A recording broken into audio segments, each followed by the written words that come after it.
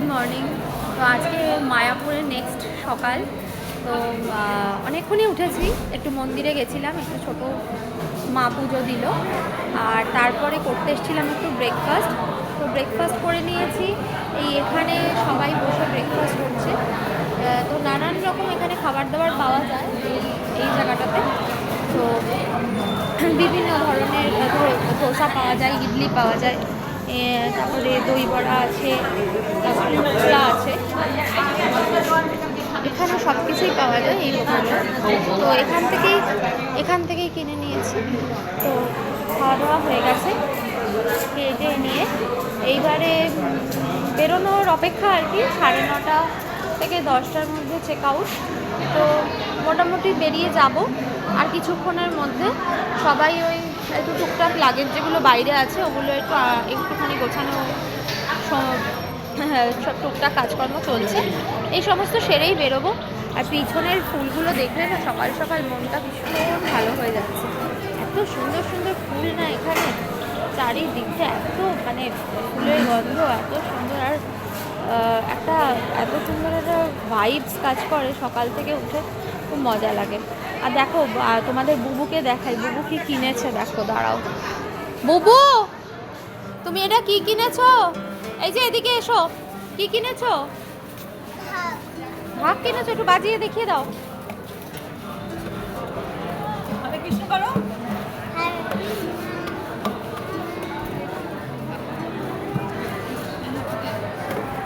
তো তোমরা দেখতে পেয়েছো, বুবু সকাল সকাল গিয়ে ঢোল কিনে নিয়ে এসছে, আর ঢোল বাজিয়ে বাজিয়ে হরে কৃষ্ণ নাম করছে। সত্যি কথা, যে জায়গাটা ছেড়ে চলে যেতে ভালো লাগছে না, মনে হচ্ছে যেন আরও যদি কিছুক্ষণ থেকে যেতে পারতাম ভালো লাগতো। তো যাই হোক, যেতে তো হবেই, টাইম মতো বেরোতে হবে। তো চলো দেখি আরও কিছুটা কাজ শেষ। তো আমরা এখন আছি হচ্ছে একদম গদা ভবনে, মূল মন্দিরের ঠিক উল্টো দিকেই গদা ভবন। আর গদা ভবনেই আজকে কালকে রাতে আমরা ছিলাম, আর এখানে একদিনেরই বুকিং ছিল আমাদের। তো আমাদের রুম নাম্বার ছিল 521। তো রুমটা এখন একটা ছোট্ট করে একটা রুম দিয়ে দিচ্ছি। তো ঢুকতেই আমাদের প্রথম এন্ট্রান্সেই একটা ছোট নেটের একটা ডোর লাগানো আছে, আর নেটের ডোরটার পরেই একটা উডেন ডোর, মানে এটা মেন এন্ট্রান্স আমাদের রুমে। তো তারপরে এই সাইডে দিয়ে দেওয়া হয়েছে একটা ছোট্ট ওয়ার্ক স্টেশন টাইপের আছে, এখানে ইলেকট্রিক কেটল দেওয়া আছে। আর যখন আমরা রুমে ঢুকেছিলাম প্রথম, তখন এখানে চা কফি যা যা থাকে সমস্ত কিছুই দেওয়া ছিল। আর এখানে 4টে গ্লাস দেওয়া ছিল, আর একটা চেয়ার দেওয়া আছে। আর এদিকে দেওয়া আছে একটা সুন্দর কর্নার করে একটা সোফা সেট দেওয়া আছে, একটা কর্নার করে সোফা সেট, সবাই এসে বসে একটু গল্প টল্প করা, একটু চা কফি খাওয়া, আর সাথে একটা টি টেবিল দেওয়া আছে। আর এদিকে দেওয়া হয়েছে হচ্ছে দুটো বেড, দুটোকে ডাবল মানে জোড়া করা নেই। আর মধ্যিখানে দেওয়া আছে একটা ছোট্ট স্পেস, যেটার মধ্যে সুন্দর ওই মোবাইল চার্জ দেওয়া যাবে, প্লাগ পয়েন্ট আছে, ওখানে জল টল রাখা যাবে রাতে ঘুমানোর সময়।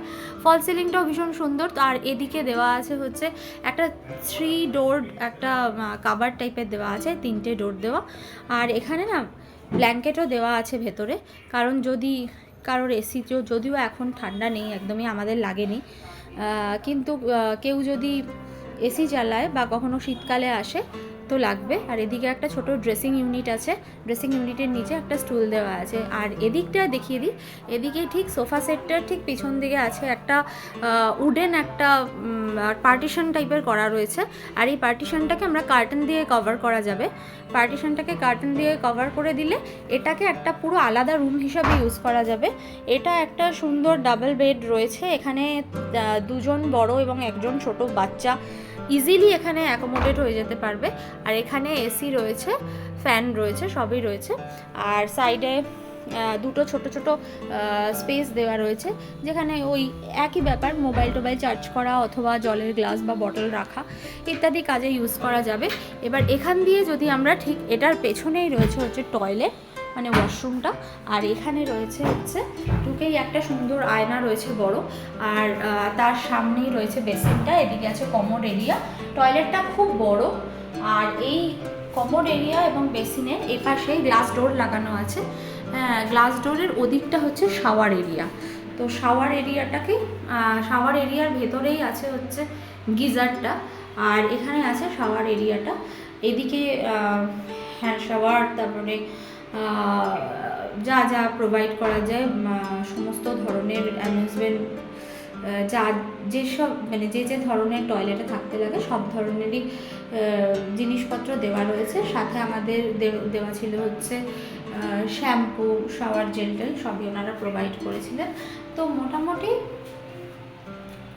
এক রাতের জন্য এই রুমের ভাড়া পড়বে হচ্ছে মোটামুটি ওই 5000 to 7000, রুমের ক্যাটাগরির উপর ডিপেন্ড করবে।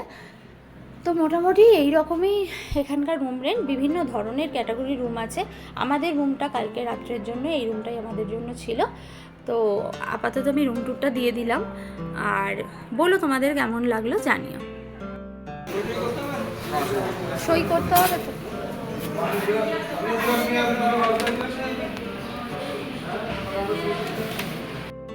তো হয়ে গেছে আজকে আমরা রুম হ্যান্ড ওভার করে দিচ্ছি। চেক আউটের টাইম হয়ে গেছে।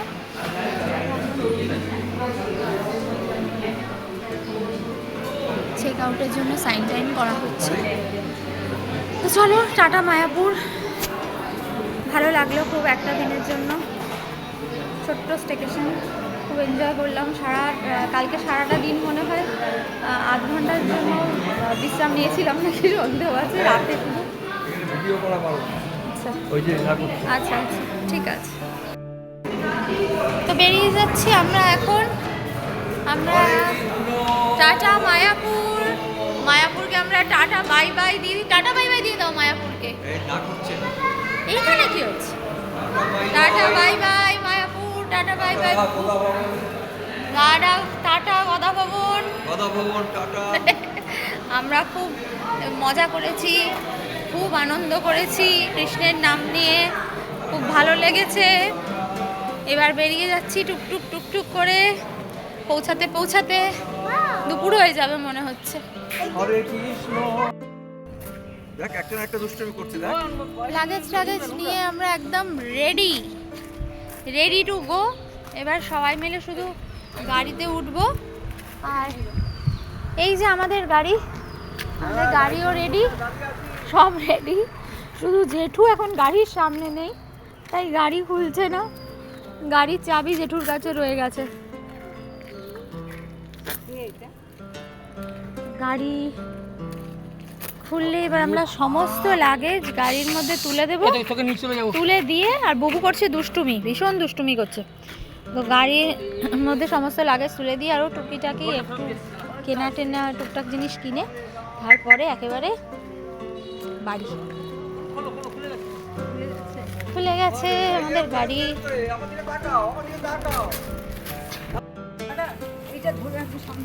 সমস্ত কিছু এই ওই লাগেজটা নিয়ে এসো মা। ও মা, ওই লাগেজটা নিয়ে আসো। লাগেজ প্যাক, লোডিং চলছে। দুষ্টুমিটা বন্ধ কর।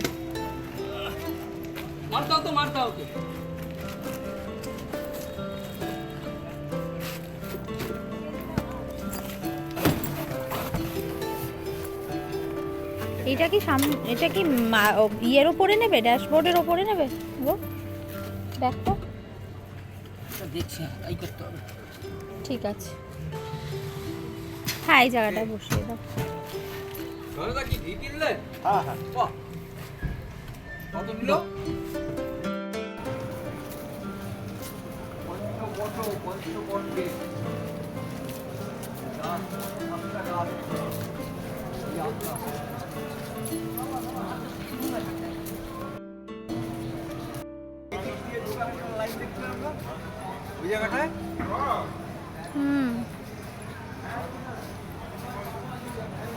কি সুন্দর লাগছে, আরো সকালে রোদটা পড়েছে তো দারুণ লাগছে।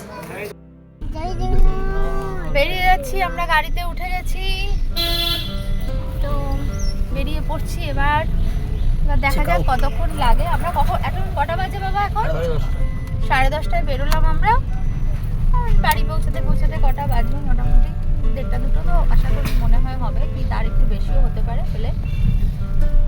চলো, তো কালকে আর ব্লগটাকে এন্ড করা হয়নি, চলে এসেছিলাম আমরা পৌঁছাতে পৌঁছাতে মোটামুটি ওই 3-4টে মতো বেজেছিল। তো তখন আর কি একদম টাইম পাইনি, ব্লগটাকে এন্ডও করতে পারিনি। এবার ব্যাপারটা হচ্ছে যে আজকে সকাল থেকে উঠে আর রাত্রিবেলাটা একটুখানি সবাই টায়ার্ড ছিলাম, কারণ অনেকটা জার্নি করে আসতে হয়েছে।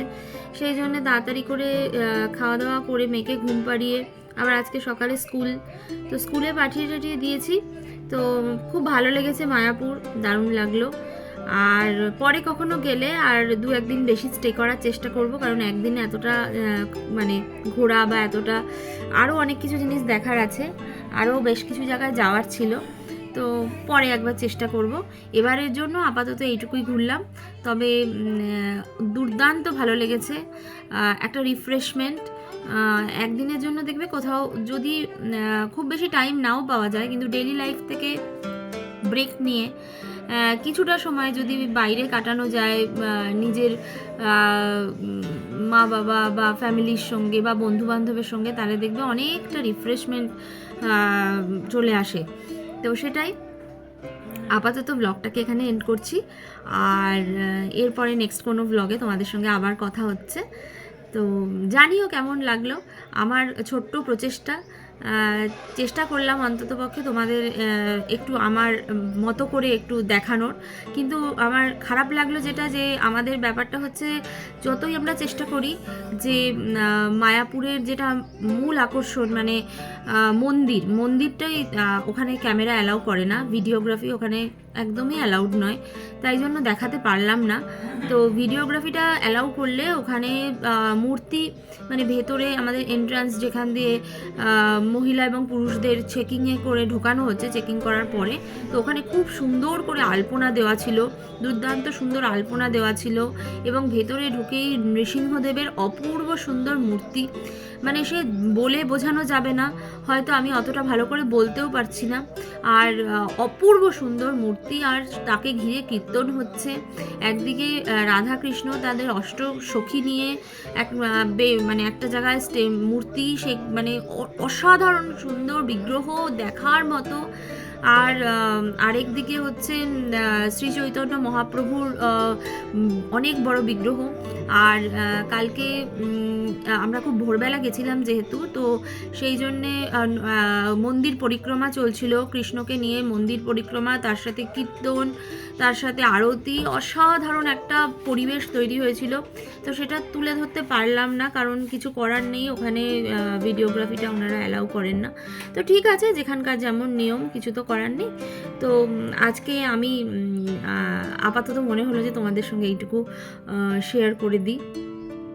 চলো ঠিক আছে, আজকে ব্লগটাকে এখানেই শেষ করছি, আর পরে কোনো একটা ব্লগে তোমাদের সঙ্গে আবার দেখা হচ্ছে, কথা হচ্ছে। হরে কৃষ্ণ।